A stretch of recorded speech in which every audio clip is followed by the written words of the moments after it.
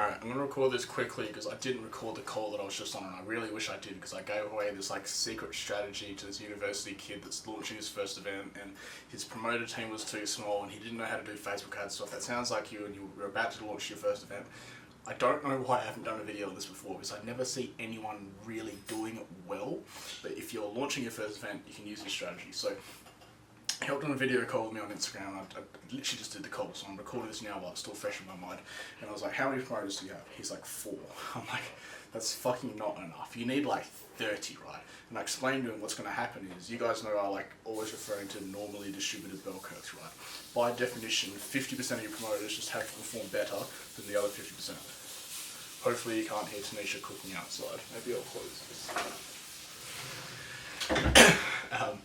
So what's going to happen is, if you get 30 promoters, 15 of them are going to be like subpar performance. 10 of them like won't even fucking do anything, and then like 20 of them will do something, 10 of them will be really average, and then another 10 will like do well, and then like 5 of them, maybe 3 of them will be like extraordinary and bring like 20% of them will bring 80% of your customers, right? And so if you've got 4 promoters, fucking one of them's going to work out right. It's just not enough. And so he needs to put you need to put in place a promoter incentive scheme that is performance only. And so some ones we discussed with him were, he was like, oh, well, how am I going to pay all these promoters? I go, just do pay per performance. Because he was going to put them on a salary, which is stupid because it removes all their incentive to bring anyone. It's like, I'm getting paid fucking regardless, who cares?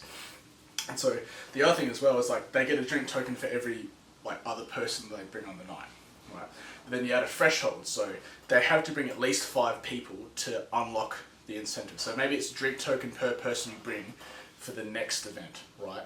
So what that means is, if you bring 5 people, you get 5 drink tokens. But I said add a threshold, so it's a drink token for everyone over the 5th person you bring. So if you bring 4 people, you don't get any drink tokens at the next event. If you bring 5 people, you don't get any drink tokens at the next event. But if you bring 6, you get 1 for that one person over 5. If you bring 10, you get 5 drinking tokens at the next event.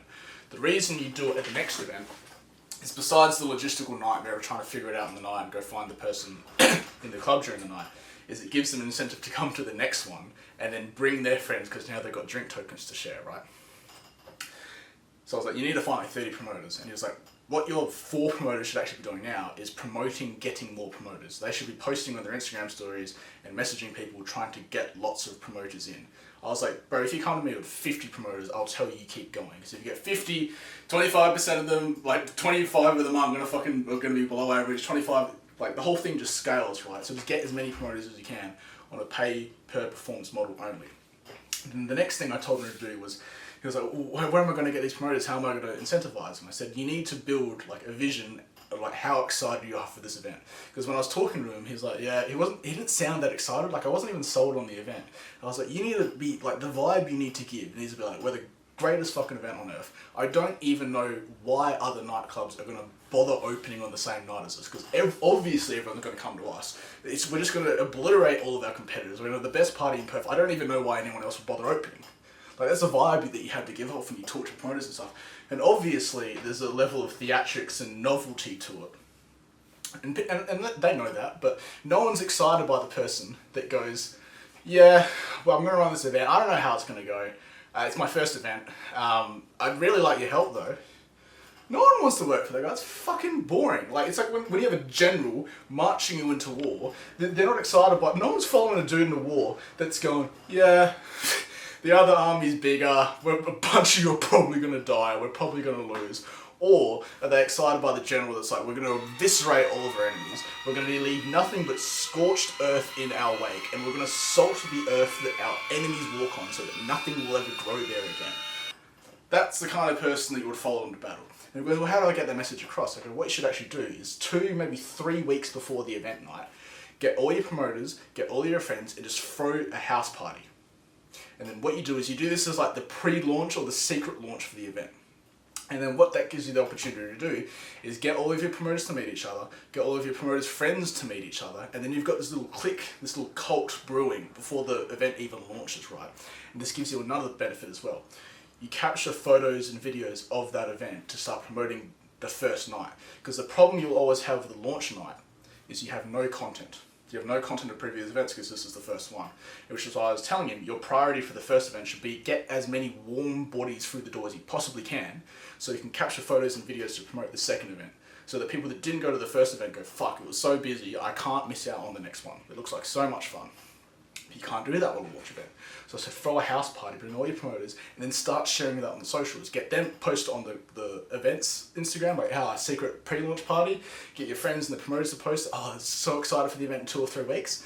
And I said, what you need to do as well, at some point in the night, you need to give them that kind of speech. You need to thank them for coming and give off that vibe, like essentially give a speech that you're gonna eviscerate all your enemies. I don't know why anyone else is bothering opening and things like that to get people really excited about. And I gave them one little more tip, and you guys have heard me talk about this before.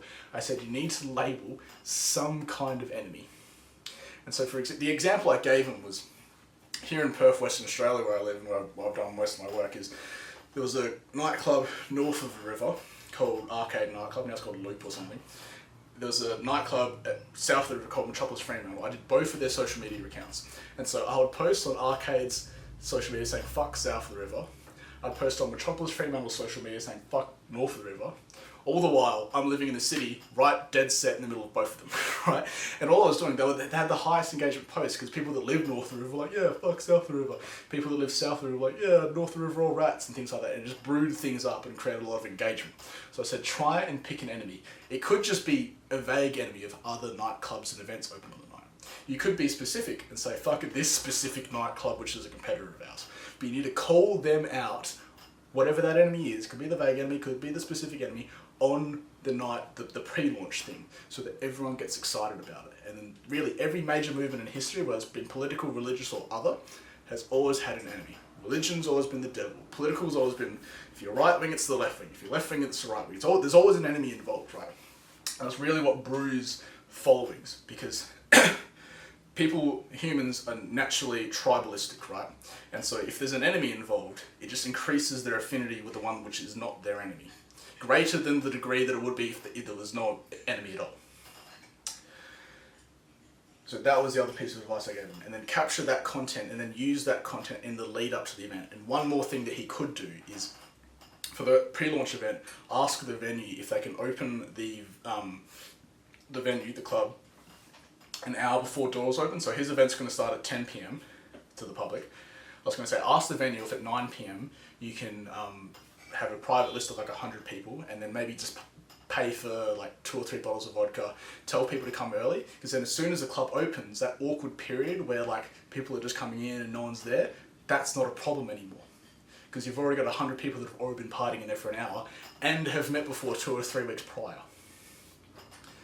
So use that as a strategy for your next event. I'm going to pause now and make sure I don't forget anything, and there's probably going to be a cut to where I wrap this video up. No, I think that's pretty much it. Have a nice day. Use your powers for good.